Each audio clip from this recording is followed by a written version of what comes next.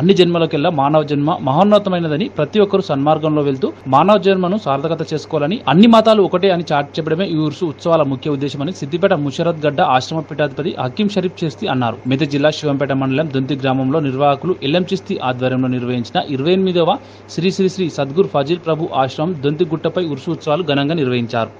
ఉత్సవాలకు సిద్దిపేట ముషరత్ గడ్డ పీఠాధిపతి ముఖ్య అతిథులుగా హాజరయ్యారు.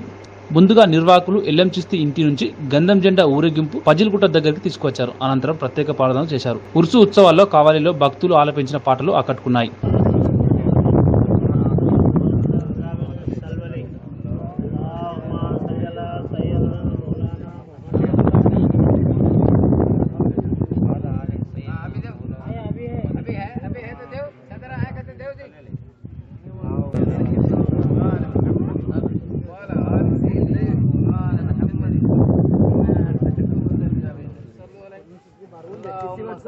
सैयदना मौलाना मुहम्मद वाला आल सैयदना मौलाना नूरे आईने नबी व नूर अल्लाह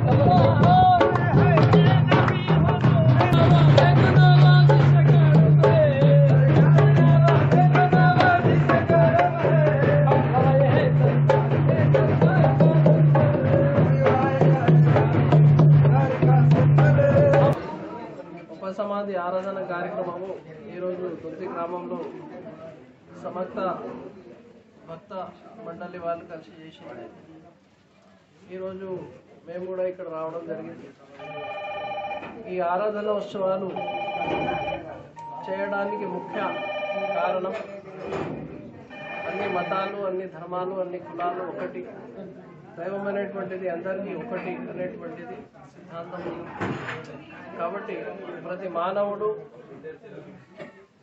ఆ మానవుడికి వచ్చినటువంటి కష్టాలు, నష్టాలు, దాని నివారణ కోసం దైవ ధ్యానం చేయడం, దైవం సూచించినటువంటి మార్గం మీద నడవడం, గురువు చెప్పినటువంటి గురు సాంగత్యంలో నడిచి జన్మను సార్థకం చేసుకోవాల్సినటువంటి అవసరం ప్రతి మానవుని.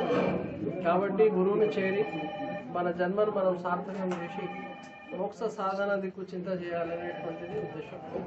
కాబట్టి వచ్చినటువంటి భక్తులు వాళ్ళందరినీ కూడా అప్పగారి కృపా కటాక్షాలు ఉండాలి.